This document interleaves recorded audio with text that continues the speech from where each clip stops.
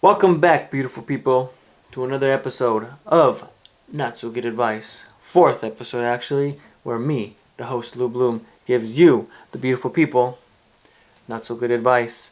So, we're back, and we got a few nice, beautiful, juicy gossip just waiting, just waiting for us to get into it. Okay, so you know the rules.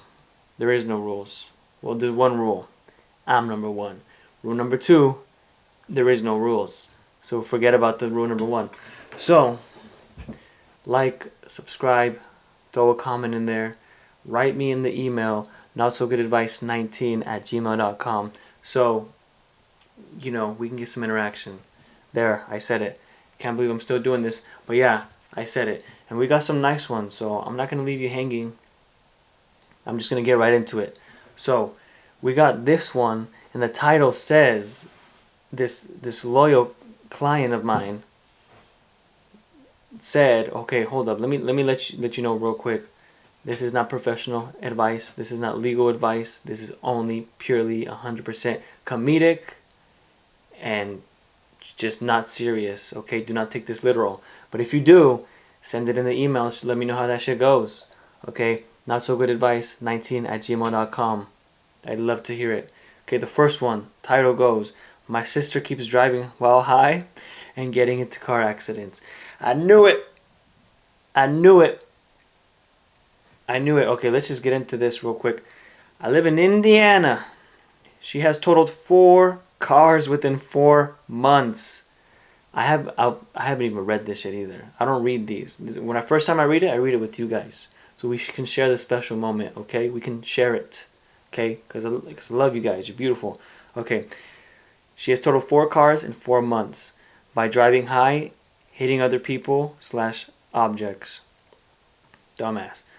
Just the other day, she did a hit and run and only stopped when the hood of her car dislodged and she couldn't see anymore. Her second most recent crash, she hit a pole.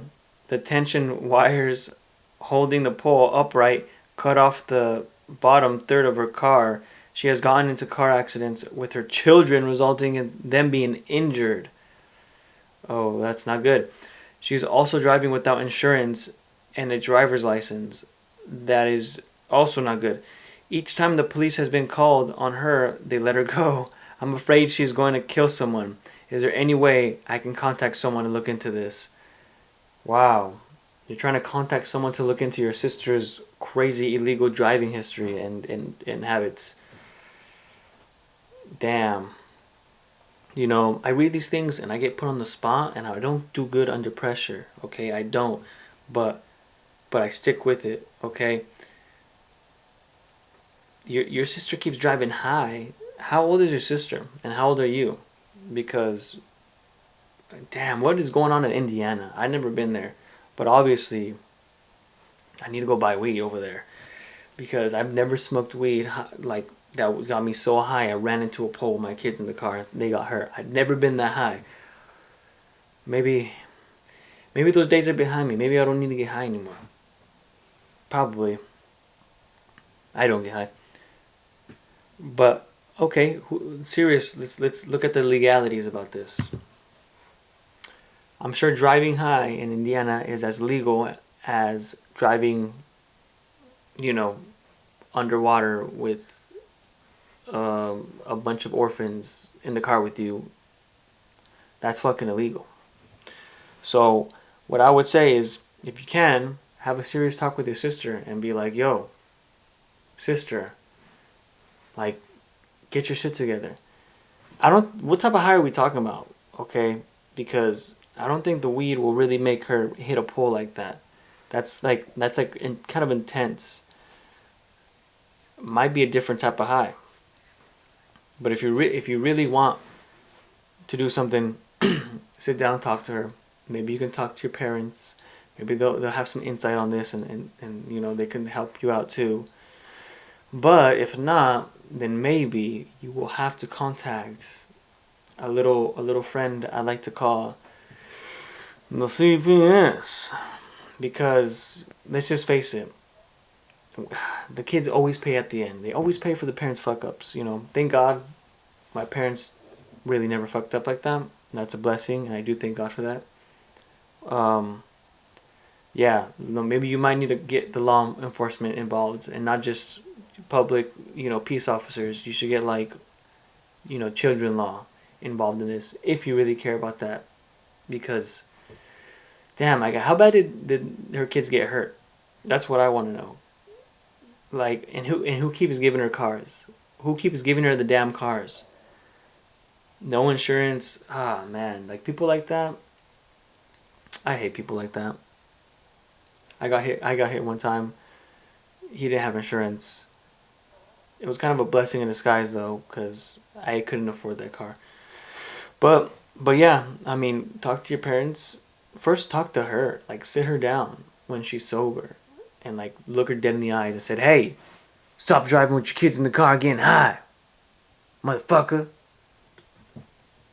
I mean, don't say that. No, just look her dead in the eye and say, "Hey, what the fuck are you doing? Get your life together. Do you need help? Like, should we get you help and treatment? Like, you're driving too high. Like, what the fuck is going on?" That's what I would say. That's crazy and that kind of sucks. But yeah, next one. Next one. It's a little bit more toned down than the last one, but and the title goes self-esteem / mental health. Okay, mental health is a big thing nowadays. Back in the day, we used to just sweep it under the rug and not pay too much attention to it, and then they started shooting up schools, and then we had to pay more attention to it.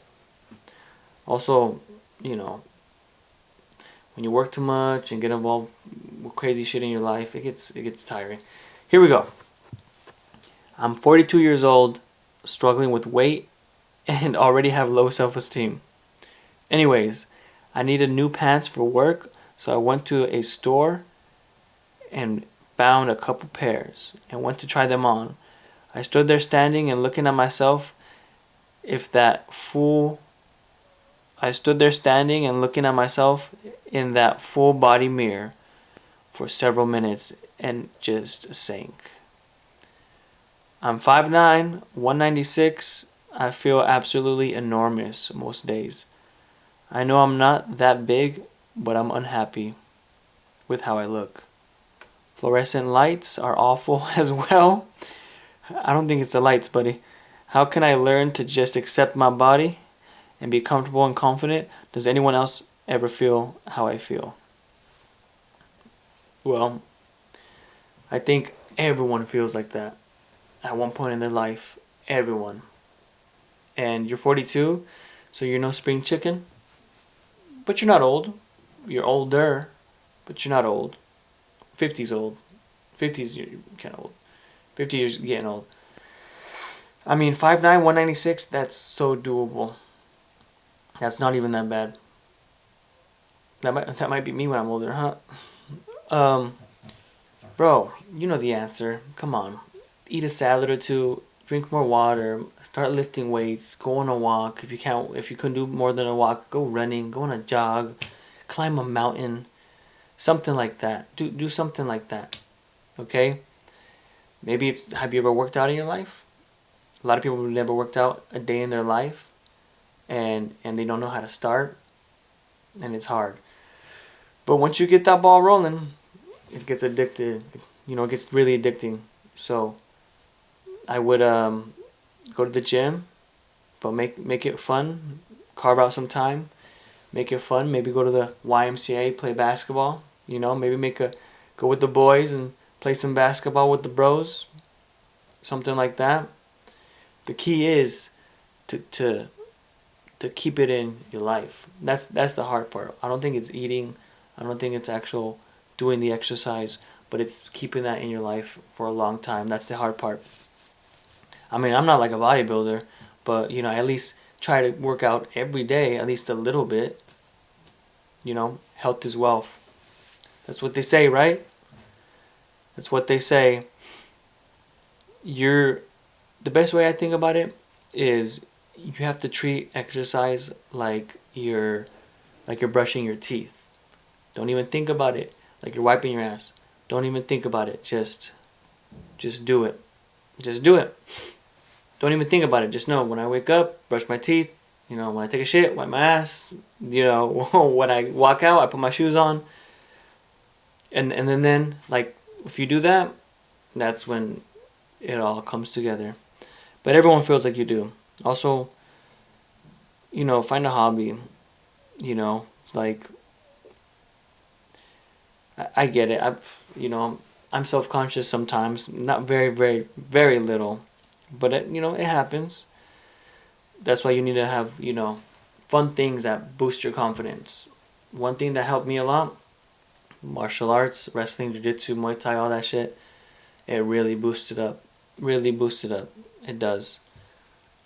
What you don't want to do is just sit there and just wallow in your depression. Like, don't just sit there and be like, oh my god, poor me.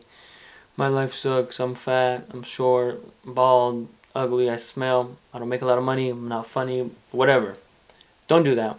Because trust me, there's a lot of people out there that have something to really be sad about.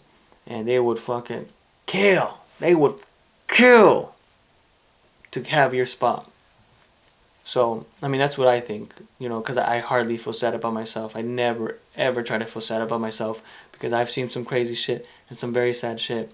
And I just know I have nothing to be sad about at the end of the day. Let's move on. Okay. This one is, it's a very strange one. It's an interesting one. It was sent in by a, how would I say this? A very, very intriguing woman. A beautiful woman. For that. Okay? And the title goes, what is your taste in women? ? It's a nice title. Okay, so I've been in this year-long argument with a friend that the beauty standard she thinks of is just the standard for loud people. People that stand out and put themselves under spotlights. That kind of exposure is greatly affected by narcissists and people with general materialistic mindsets. Okay? My argument was that boys out there have a really different taste in girls that isn't tied to how much meat she's showing or how smooth or how thin each limb is. But all the men in our lives are actually just the worst examples. Needless to say, I never felt like I won that argument. Because you didn't. I want details ranging from clothes, body types, facial features, and personality traits. I don't care how unconventional, sorry, I can't read, unconventional it is. I want to hear it all make me proud. Okay. What is your taste in women? Okay. I'm not going to give it to you all. I'm not going to tell you everything, okay? But I'll tell you a little bit. A very smart man said this one time. Beauty is in the eye of the beholder. You got to ask yourself, are you the beholder? Are you? Because in my life, I'm the beholder. And my taste in women is a little different. I have noticed that there's like a mainstream, a mainstream like hot or sexy or beautiful. And there's also like like a under the rug mainstream or under the rug beautiful and sexy. A lot of people like, when they think of beautiful, they think tall and thin and like models. They think of like girls that are almost like deers, like a beautiful, elegant thing, and you step into the woods. Oh my God, look, it's right there. Oh my God, and then it hears you, and they get spooked easy, and they run off, just float away. But other people think, another type of sexy. Other people think sometimes beautiful women are just, it's a different type of beauty. Some people like the beauty that when you see it, it hurts. You go, oh shit, it hurts. It's not fair. It's crazy. You see it and you're just like, whoa, it like brings you back like, oh, whoa now. But at the end of the day, stupid question. eye of the beholder. Everyone thinks whatever they think is beauty, you know. Some people like thick girls, some people like thin girls, some girls like thick guys, skinny guys, tall guys, short guys, whatever. I mean, and that's basically it. Everyone has different taste in women and men. So my advice would be find your taste, go after it. And don't be afraid of your taste. Don't be afraid. Life is too short to be scared of your taste, okay? And also find out what you look like and how other people perceive you, because perception is reality. And I mean, if you're a tall guy, lean into that tallness. Use it to your advantage. If you're a guy with money, lean into the cash box and use your money to your advantage, right? If you're a guy who likes to travel, can speak many languages, you better fucking use that shit to your advantage. Girls, they all use the same thing for their advantage, right? The prettiness. But for the girls that aren't that pretty, I mean, honestly, a lot of girls are all pretty in their own way. They are. And it doesn't take that much to like doll yourself up and look pretty. Same thing for men. It doesn't take that much for you to, fix yourself up and look a little handsome. Someone's out there for you. Someone's always looking at you and they like what they see all the time. All the time. Find out what yours is. Lean into it. Lean into it. All right, next question. I like this question. I saw it a little bit when I was going over them, and I can really resonate with this question. It means a lot. I could really get into this one. And the title goes, should I travel in my 20s? I'm 20 years old, playing junior hockey in Canada. I have no idea what I want to do in life, but so many questions. I'm done playing hockey and want to start traveling after this season. Traveling is my passion, and how can it be realistic lifestyle? My passion too, brother. My passion too. Are there careers that allow me time to travel? Yes. Is going to school worth it? Maybe. I think so. Can I still be successful in later life if I prioritize traveling in my 20s? Yes. What do I have to do to travel in my 20s but still be successful once I want to settle down and start a family/life? Obviously, still travel later in life, but I want to travel lots when I'm young. Okay. I want to see the world and explore cultures and create memories before I get too old. Yes, of course. If anyone has any thoughts or can help me, please leave a comment. I feel lost. It's my dream to travel the world. Wow, you're really preaching to the choir on this one. I like to travel too. At a young age, I used to travel just to Mexico to see my family. And, I got a little taste of like international travel. I got a little taste of different language, different foods, smells, people, music, everything. And I fell in love with that shit. I really did. And I think you're 20 years old. That's so young.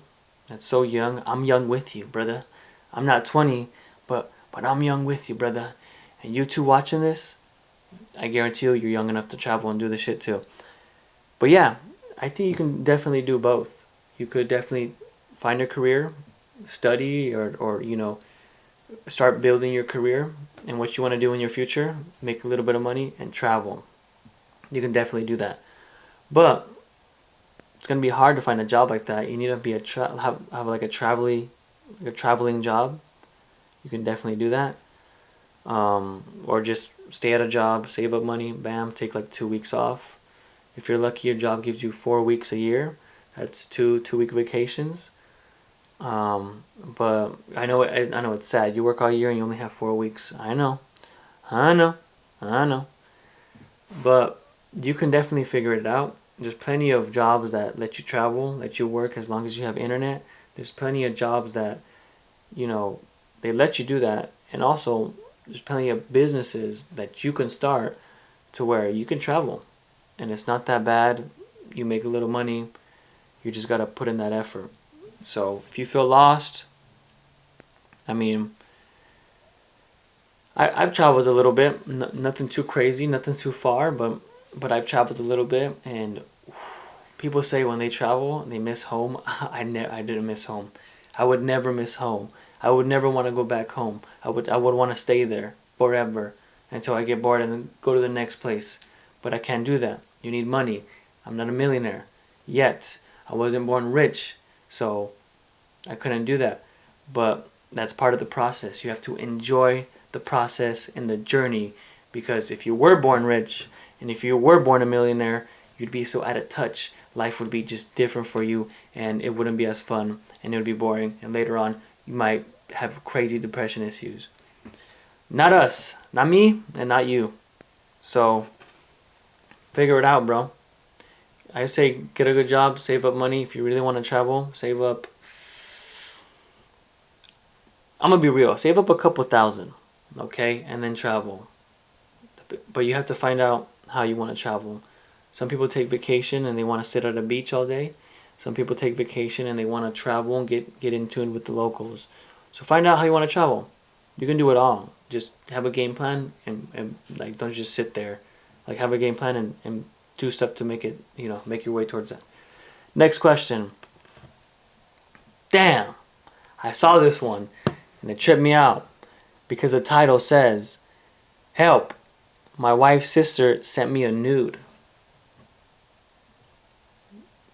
My wife's sister sent me a nude. You heard that right, yes. It's crazy. Okay, so the other day when I was out of town on a business trip, I received a Snapchat from my sister. Why do you have Snapchat? How old are you? Why do you have that shit? I get mad when there's grown adults with Snapchat, and I don't care. I'll be a hater. I'll be biased. You shouldn't have that shit. It's ridiculous. Snapchat. If you're over fucking 16 years old, get rid of that shit. What the heck? Okay. Snapchat from my sister-in-law. She has Snapchatted me before, so I did not think much of it until I opened up the message. And there she was, standing seductively in some lingerie. I could not believe what I had seen. I did not respond, and I have no idea how to handle this moving forward. I'm hoping that this was an accident, and I can just forget that it ever happened. Should I tell my wife? I don't want to cause any problems between them, especially if it was an accident. Do I just talk to my sister-in-law? How do I handle the situation? Any help would be beneficial. I love questions like these. I do. I like questions like these because, it really makes you think. Really makes you think. Let me think for a little bit.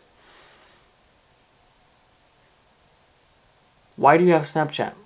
You're married and you have Snapchat. Get rid of that shit. And then this shit wouldn't happen. Send me that shit. Send me the snap. Send it to me. So, there's 2 things you can do. No, 3 things you can do. 3 things you can do. Okay? There's 3 things you can do. You could not say anything, pretend you didn't see shit, and just move on with your life. Next time you see her, just, hey, act like nothing happened. Because maybe it is an accident. Okay? Second thing you can do is confront her about it and be like, hey, or message her about it. Hey, that was an accident, right? Or hey, you should just message her haha, you so crazy. You should just message her like that. Message her like you don't even care, like it happens all the time. She'd probably be like, oh shit, what the fuck? You can do that. You can confront her about it. But just look, dude, it might be a test. It might be a trap. It might be a weird trap. But sometimes when you're cuffed up with someone, especially married, the little creepy deepies, the little freakaleaks, they try to get in right between you and your little lovely your little love bug, and try to pry that shit open. Try to pry each other away from each other. Sadly, it's your sister-in-law, which is crazy. And the last thing you can do is tell your wife. Be like, hey, babe, this is kind of weird and ridiculous, but your sister sent me a nude or lingerie.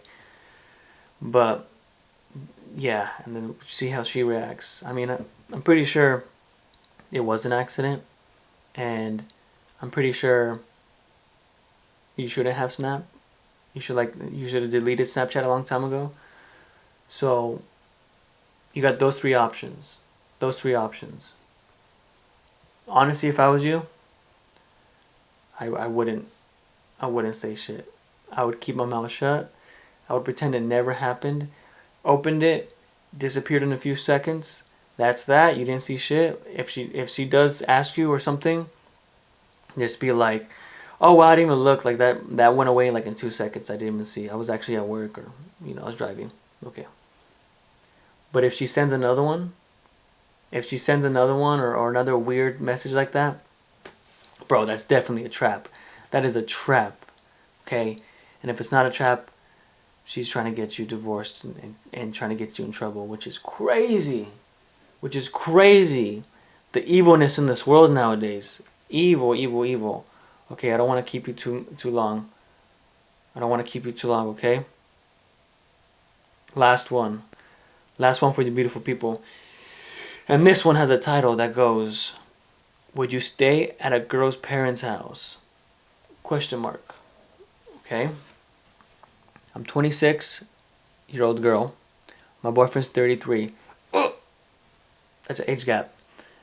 I want to invite him over, but I live with my parents. I have my own floor, basically, own bathroom, and bedroom apart from my parents.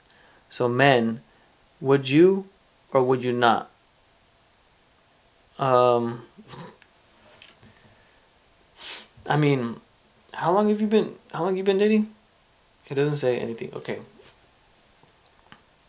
I mean, if you're 33, I want to say you should have like your own apartment or your own house, a place like that. Times are different though. It's tough. Everything's expensive. I understand. Personally, me, I'm gonna have my own place, and I'm not gonna go over my girlfriend's parents' house unless it's for Thanksgiving or Christmas, and I'm like, we're spending the holidays there. Yeah, but I mean, if you had to do that, wouldn't you feel like a chump? Wouldn't you feel like a loser? Wouldn't you feel like you don't have like your shit together? I mean, why go to her house if her parents are there? And what are you gonna spend the night? What are you gonna be doing it in her parents' house? And her parents are gonna be hearing everything? I don't know. I mean, I wouldn't stay there too long, and I wouldn't get too comfortable there. But I've stayed at my girlfriend's parents' house at the time. I wasn't 33. Hell no. But I've done it before. And it is annoying, and it is weird, and it is intrusive, and I did feel like a chump and a loser. Okay? So my advice to you, beautiful people, on that one, would probably be assuming you don't have your own place, would probably be work on getting your own place, or a roommate. Room in with her. She's 26. Is that how old she was? She's 26? She's 26. She should have some sort of job or something to like roommate with her if you can't afford it on your own. But I mean, yeah, I would just feel like a loser. That shit happens all the, like, I mean, I just feel like a chump, cause like, what the heck, you're 33 and you're still at your girlfriend's parents' house, not even your house, your girlfriend's parents. Is it just for one night? Yeah, but that's my advice, I guess. I hope you guys liked this episode. I hope you guys did. And, like, subscribe, comment in that bitch.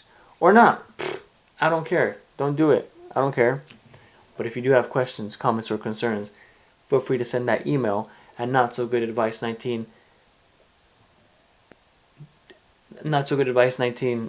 gmail.com. Sorry, I forgot about that shit. I forgot my own email. But yes, we did it again, people. I hope you liked it. Please enjoy and stay safe. Thank you.